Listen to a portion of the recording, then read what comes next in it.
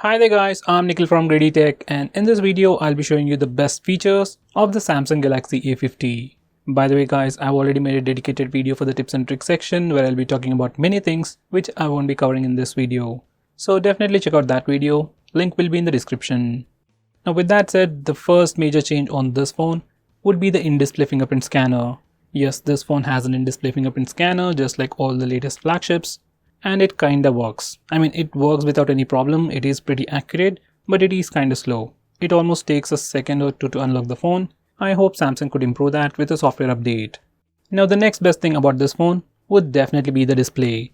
This phone sports a massive 6.4-inch Super AMOLED Infinity U display with Full HD Plus resolution with the new 19.5:9 aspect ratio. It also has a 2.5D curved Corning Gorilla Glass 3 for additional protection. As this is an AMOLED display, colors look a bit saturated, blacks are truly blacks, and sunlight visibility is also pretty good. Now going on next, this phone also has support for fast charging. It is pretty rare to find phones that support fast charging in this price segment, while this phone supports fast charging and also comes with a 15 watts power adapter inside the box. So that's definitely a great thing. Now going on next, this phone also has a bigger 4000 mAh battery. Now most phones have a bigger battery, but they are kinda bulky and heavy. While this phone is still super sleek and feels pretty lightweight in the hand. So bigger battery with sleeker form factor is definitely the best thing about this phone. Now going on next, you also get pretty good performance. This phone sports an Exynos 9610 processor with Mali G72 MP3 GPU with 4 Cortex A73 cores and 4 Cortex A53 cores built using the 10nm architecture. These are the benchmark scores. In terms of CPU performance, it can be comparable with the Redmi Note 7 Pro with the Snapdragon 675 processor. Now going on next, this phone also has support for dual VO LTE, dual 4G, and it even has support for native video calling. Here's a quick preview. Now going on next, this phone also has the famous face unlock feature. It works in good lighting conditions, it is fast, like it unlocks the phone in less than a second, but it is still not as fast as Oppo and Vivo phones. You can still see the lock screen. Even in low lighting conditions, it works, it is pretty fast, but still takes about 1 second to unlock the phone. Even in complete darkness, it works, but most of the time it's a hit or a miss. Sometimes you have to bring your phone close to your face for it to work.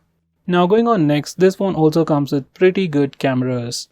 On the rear, it has a triple camera setup with a 25MP primary camera, and on the front, it has a 25MP camera with f2.0 aperture. These are the sample pictures.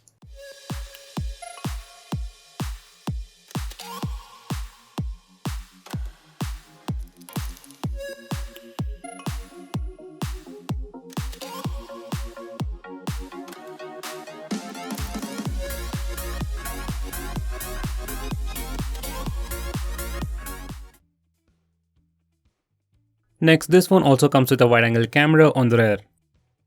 These are some sample shots.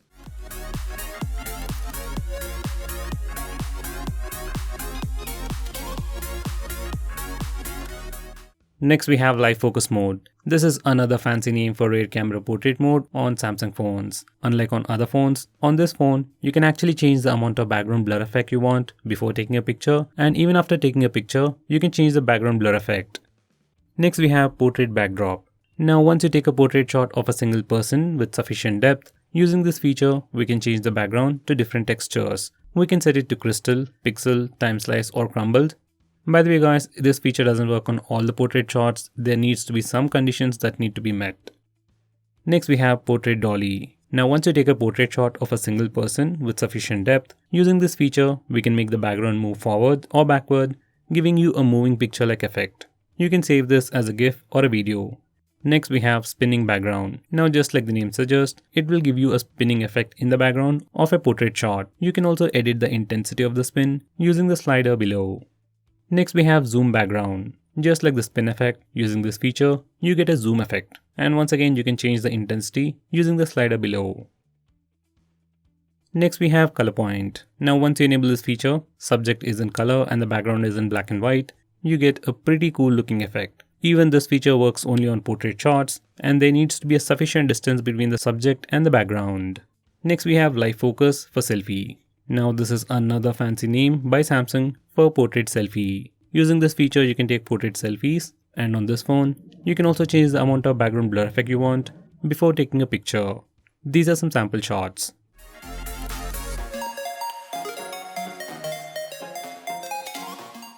Next we have wide angle selfie. Now the front camera on this phone has a wide angle lens, but by default it crops it to give you a regular size selfie. If you want a much wider selfie, you can get it with just a click of a button. These are the sample shots.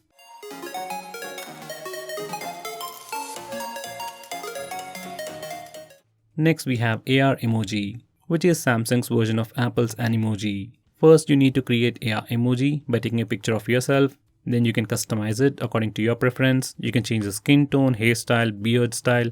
You can literally change everything about the emoji. Then you can take pictures of your emoji making weird expressions. You can also stick the emoji to your face like a sticker and then take pictures. You can also share your custom emoji with anyone, anywhere directly from the Samsung keyboard app. Next we have AR stickers. Using this feature, you can put different kind of stickers to your face in real time and then take pictures with it. It's a pretty cool feature and the amount of stickers you have depends on the phone you're using. Next, this phone also offers electronic image stabilization while recording video. Here's the sample footage.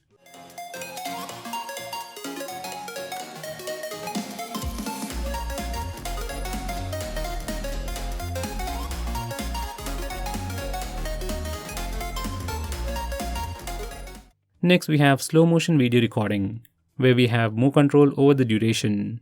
Once you're done recording, you can also edit the slow-mo video according to your preference. Next we have hyperlapse, which is just a Samsung name for time-lapse. Next we have scene optimizer. It's like AI mode for Samsung phones. It is enabled by default all the time and you can disable it very easily by a click of a button. This feature intelligently detects the scene and optimizes each shot to give you picture perfect composition. These are some sample shots.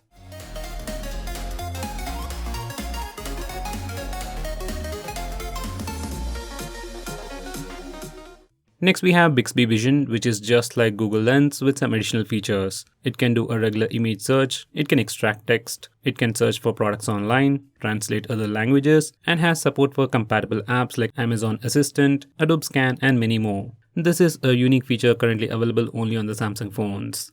Next we have Samsung Pay Mini, which is a mini version or a stripped down version of Samsung Pay. It is more like a small application that links your MobiKwik, Paytm, FreeCharge accounts along with your bank accounts and helps you make some payments. I wouldn't recommend you using this app, but you can give it a try.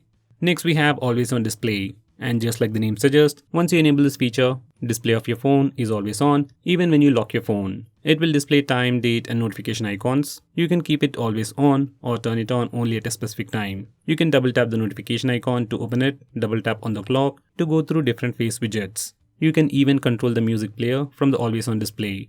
You can also change the clock style, add new widgets, and customize it more. As this phone comes with an AMOLED display, it won't affect the battery life and you get a very cool look. Next we have navigation gestures, and Samsung likes to call it full screen gestures. Just enable this feature and the navigation bar is replaced with 3 lines. You can swipe from the right side to go back a step, swipe from the center to go home, swipe from the left side for recent apps. You can swipe and hold at the center for Google Assistant. Personally, I like the implementation of MIUI on Xiaomi phones and Android Q. Next we have split screen mode. To open any application in split screen mode, you need to first open that application, go to the recent apps page, click on the app icon and select open in split screen. Then that application will open in a split screen and you can select the secondary application from your recent apps, or you can go to the home screen and select the secondary application from there. You can find this feature on all Android phones and this is how you can use it on this phone. Next we have pop-up view, which opens an application in a floating window. Opening an app in pop-up view is similar to split screen mode. Once you open an application in a pop-up view, you can change its transparency, make it a bit transparent. You can minimize it to a floating bubble, just like Facebook chat heads, maximize it or even close it. I would recommend you not to use this feature as it is resource intensive. Next we have smart pop-up view. This feature allows you to open applications in a pop-up view every time you get a notification from that application. First, you need to enable this feature for the desired application. Once again, it's better not to use this feature. Next we have night mode. This is one of my favorite features on this phone. Once you enable it, most of the UI elements change color from light to dark or black. You can just turn it on from the notification toggles or schedule it to turn on and turn off automatically at a specific time. Using this mode strains your eyes less at night, saves battery, and definitely looks pretty cool because of the AMOLED display. Now going on next, we have palm swipe to capture. Now before I show you what this feature does, let me show you how to take a normal screenshot. For that, simply press the volume down and power button both at the same time. Once you do that, your phone will take a screenshot. Now for some reason, if you're not able to do that and want an easy way, you can enable this feature called palm swipe to capture. Once you enable this feature, you can simply swipe the display of your phone with your palm, left or right, to take a screenshot.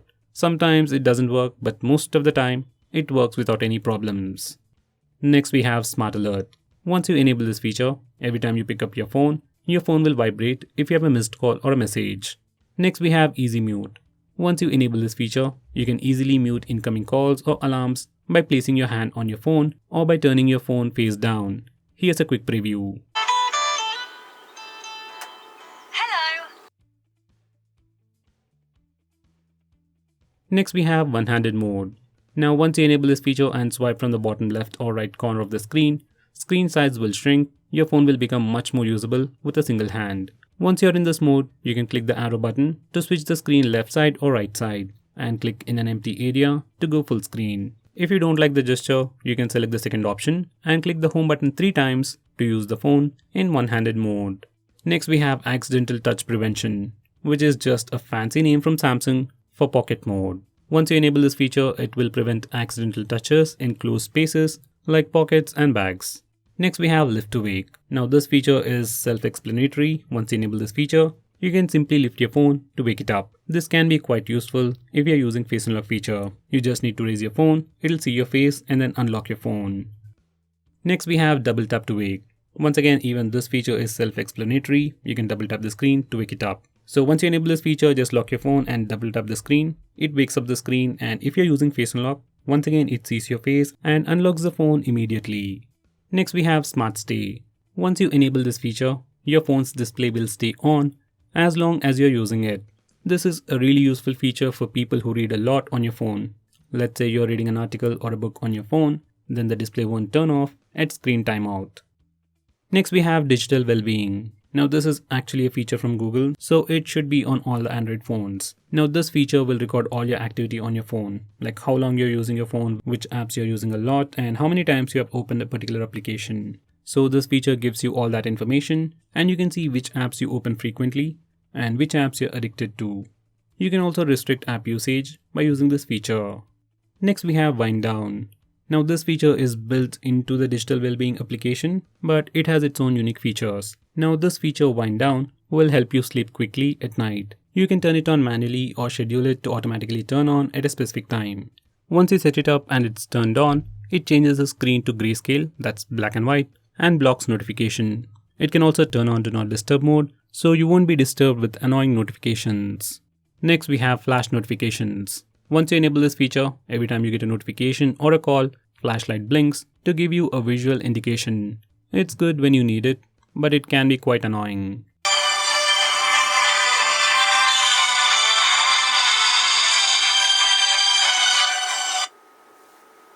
Next we have Auto Call Recording. Now this feature allows you to record calls automatically on your phone, whether you get a call or make a call.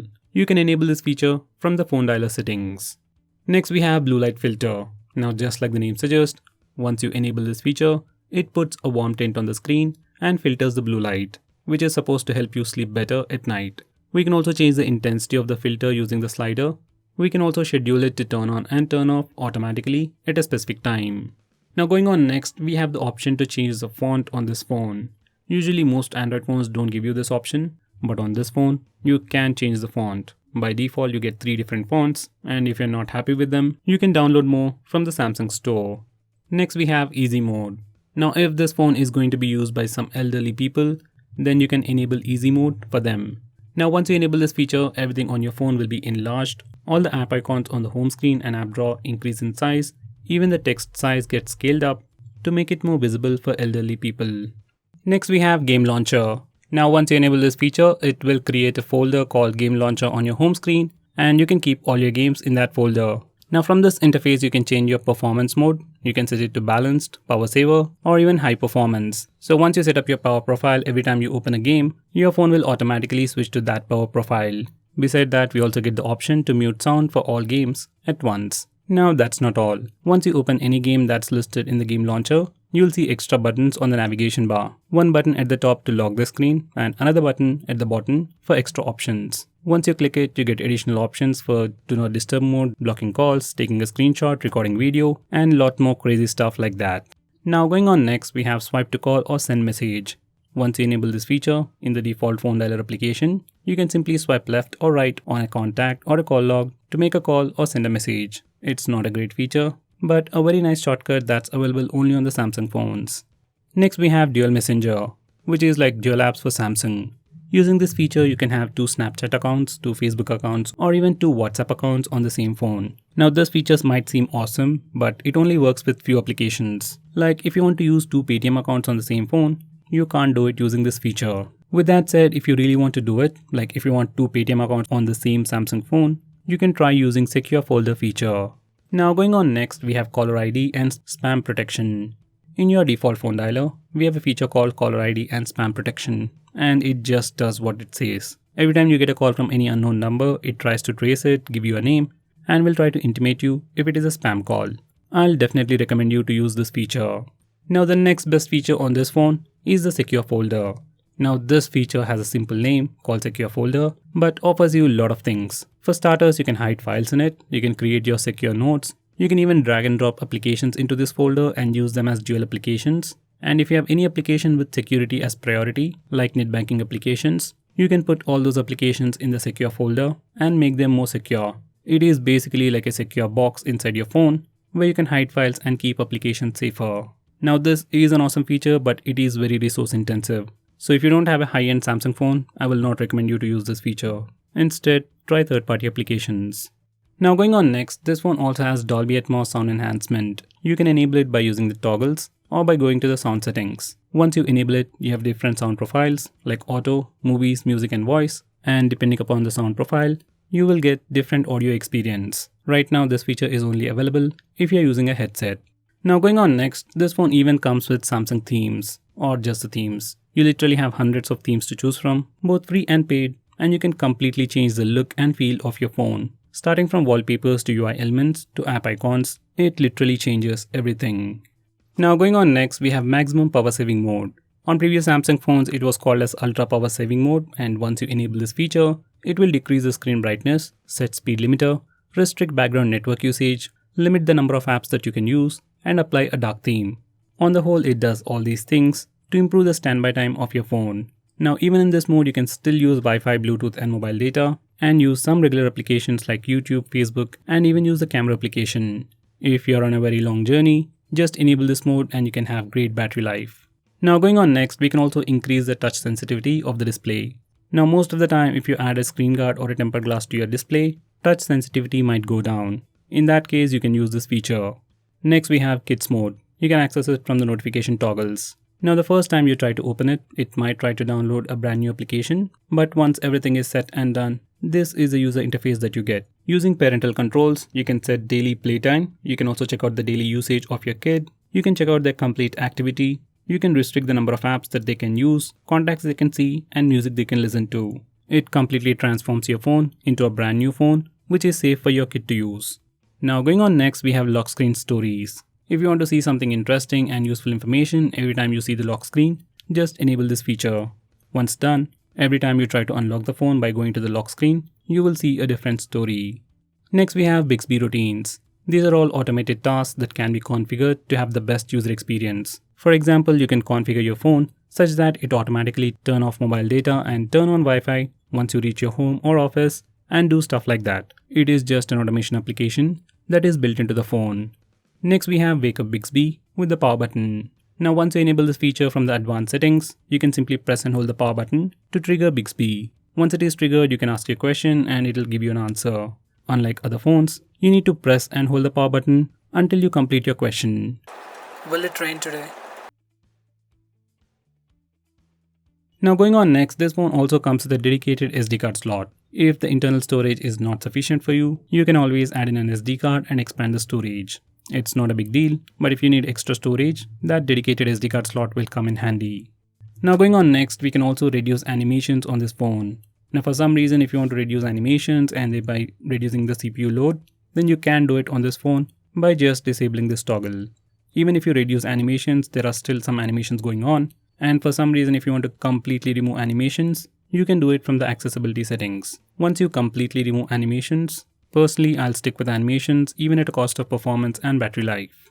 Now going on next, we can also disable fast charging. Now this phone, as you might have already known, comes with fast charging, supports fast charging, and comes with a fast charger inside the box. But for some reason, maybe for a prank or something else, if you want to disable fast charging, you can do it from the battery settings.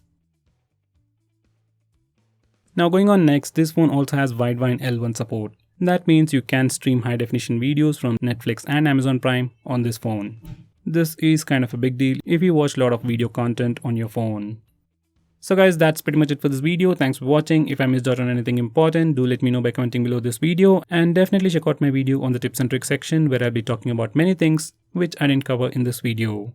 By the way guys, if you're planning to buy this phone, use the link in the description. It always helps the channel. And if you want us to make any specific video or if you have any questions, tweet out to us with the hashtag ASKGREEDYTECH on Twitter and we will try to make it as soon as possible. I'm Nikhil from GreedyTech signing off. Have a nice day.